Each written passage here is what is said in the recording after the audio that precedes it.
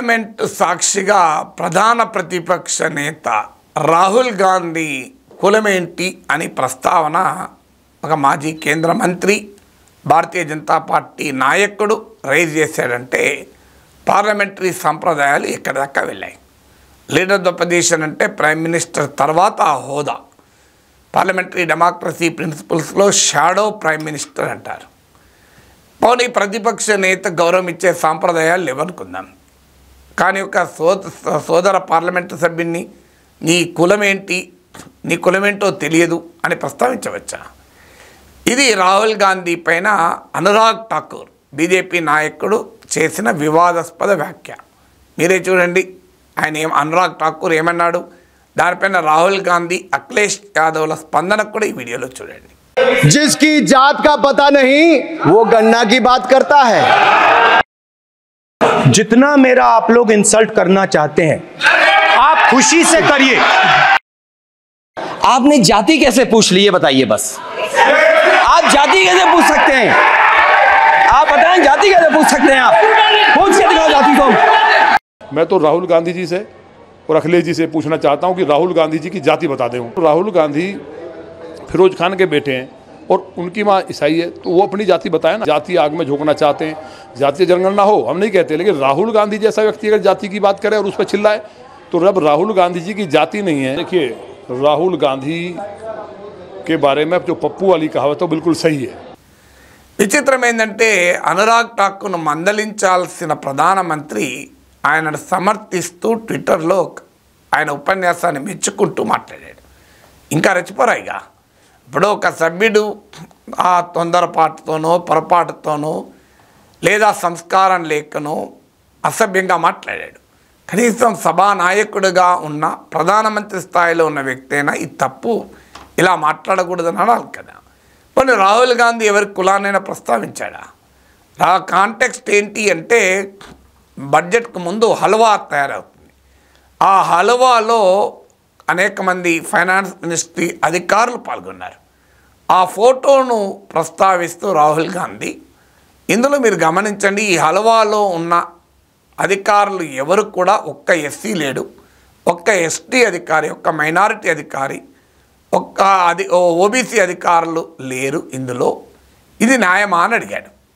దేశంలో 80% పైగా ఉండే జనాభాకు సంబంధించిన ఒక్క అధికారైనా హల్వా తయారు లేడా? రాహుల్ గాంధీ ఆరోపణ ఏంటి అంటే అసలు ఫైనాన్స్ మినిస్ట్రీలోనే లేరు, ఆ ఉన్న కొద్ది మందిని కూడా ఈ ఫోటోలో రాకుండా జాగ్రత్త పడ్డారు, మరి హల్వా వాళ్ళ తయారు చేయడంలో వాళ్ళ పాత్ర ఏంటో తెలియదు అని ఒక పొలిటికల్ క్వశ్చన్ వేశారు. ఇందులో పర్సనల్గా ఎవరి కాస్ట్ లెక్క పెట్టలేదు. అణగారిన కులాలు బడ్జెట్ తయారీలో వారి రిప్రజెంటేషను, పార్టిసిపేషను ఎందుకు లేదు అనేది ప్రశ్నించారు. అది ప్రశ్నించినప్పుడు అది తప్పైతే ఖచ్చితంగా తప్పని చెప్పచ్చు. లేరు, అలా నిజం కాదు అది. అందులో ఆ హల్వా తయారీలో ఓబీసీ అధికారులు ఉన్నారు, ఎస్సీ అధికారులు ఉన్నారు, ఎస్టీ అధికారులు ఉన్నారు, ఫైనాన్స్ మినిస్ట్రీలో డైవర్సిటీ ఉంది అని లెక్కలతో చెప్పచ్చు. కానీ అది చెప్పలేదు. అంటే బహుశా రాహుల్ గాంధీ రైజ్ చేసి నిజమై ఉంటుంది, ఎందుకంటే దానికి కౌంటర్ లేదు. అలాగే కాస్ట్ సెన్సస్ డిమాండ్ చేశాడు, కుల జనగణన. అంటే మోడీ హిందుత్వ పద్మవ్యూహాన్ని కులగణనంతో ఛేదిస్తామని రాహుల్ గాంధీ వాదన. బట్ ఏదైనా అది కూడా పొలిటికల్ స్టేట్మెంట్. కాస్ట్ సెన్సస్ అనేది పాలసీ స్టేట్మెంట్. బీహార్ ముఖ్యమంత్రి ఇప్పుడు ఎన్డీఏ నాయకుడైన నితీష్ కుమారే బీహార్లో కుల జనగణన కాస్ట్ సెన్సస్ జరపడమే కాదు, కేంద్రాన్ని కూడా జరపాలని చెప్పి ఆయన అఖిలపక్షాన్ని తీసుకొని మోడీని కలిశాడు. బీహార్ రాష్ట్ర బీజేపీ కూడా కాస్ట్ సెన్సస్ సమర్థించింది. అందువల్ల ఇదేమీ నేరం కాదు కదా కాస్ట్ సెన్సస్ అడగడం. ఒకవేళ రాహుల్ గాంధీ కాస్ట్ సెన్సస్ అడగడమే నేరమైతే నితీష్ కుమార్ ఎందుకు అడిగాడు? నితీష్ కుమార్ ఎందుకు జరిపాడు? నితీష్ కుమార్ ఎందుకు డిమాండ్ చేస్తున్నాడు? ఇప్పుడు రాహుల్ గాంధీ నీ కులమేదో తెలియదు కానీ కుల జనగణన అడుగుతావా అని బీజేపీ నాయకుడు ప్రశ్నిస్తున్నాడు. మరి నితీష్ కుమార్ కూడా కుల జనగణన అడుగుతున్నాడు కదా. ఈ ప్రశ్న నితీష్ కుమార్ కూడా అన్నట్టే కదా. ఈ ప్రశ్న బీహార్ రాష్ట్ర బీజేపీ నాయకుని కూడా అన్నట్టే కదా. అంటే ఈ దేశంలో సామాజిక న్యాయం గురించి, అణగారిన కులాల ప్రాతినిధ్యం గురించి ప్రశ్నిస్తే అంత కులహంకారమైనటువంటి attack leader of the opposition పైన చేయడం అనేది ఎట్టి పరిస్థితుల్లో అంగీకారం కాదు. సో రాహుల్ గాంధీ కులం ఏదో తెలియదు అనే వ్యాఖ్య వాస్తవంగా ఏదన్నా తొందరపాట్లో అంటే అన్కండిషనల్గా దాన్ని విత్డ్రా చేసుకోవాలి. ఈవెన్ రాహుల్ గాంధీ అపాలజీ కూడా అడగను నేను అన్నాడు. అది అది సమాజం చూసుకుంటుంది అనే రీతిలో మాట్లాడాడు.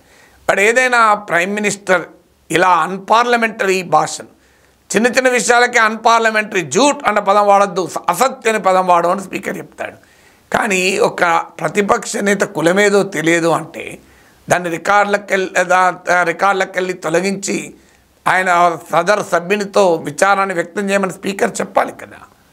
అందువల్ల ఇదే నరేంద్ర మోడీని కనుక ఎవరైనా అనుంటే, అనకూడదు ఎవరినైనా అనుంటే ఇప్పటికి ఎలా ఉండు పార్లమెంటు, దేశమంతా ఎలా ఉండవు, ఊరూరాపై ఏం చెప్పేవారు అంటే రాహుల్ గాంధీని గతంలో పప్పు అన్నారు, షహజాదా అన్నారు, డైనాస్ట్ అన్నారు, ఐరన్ లెగ్ అన్నారు, అసమర్థులు అన్నారు, అసలు నాన్ సీరియస్ పొలిటీషియన్ అన్నారు. ఎన్ని రకాలుగా ఆయన రిప్యుటేషన్ను డ్యామేజ్ చేయాలో అంత చేశారు. అల్టిమేట్గా రిజల్ట్ ఏంటంటే ప్రజలు ఆయనను లీడర్ ఆఫ్ ద పొజిషన్ చేశారు. మోడీ కన్నా ఎక్కువ మెజార్టీ ఇచ్చి 2 చోట్ల నుంచి గెలిపించారు. సో అల్టిమేట్గా ప్రజలు అహంకారాన్ని అంగీకరించడం దానికి ఉదాహరణ. స్మృతి ఇరానీ రాహుల్ గాంధీనే ఓడించిన ఆ పిఏ లెక్కన అన్నారు. ఆ పిఏ చేతుల్లోనే ఘోరంగా ఓడిపోయారు. అందువల్ల ప్రజలు అహంకారాన్ని అంగీకరించారు, అవినీతిని అంగీకరిస్తారు. ఇలా ఒక విపక్ష నేత, ప్రధాన ప్రతిపక్ష నేత కులం ప్రస్తావన చేయడం అంటే ఒక మంత్రిగా పనిచేసిన వ్యక్తి అది ఏ రకంగా యాక్సెప్టబుల్లో మీరే ఆలోచించారు.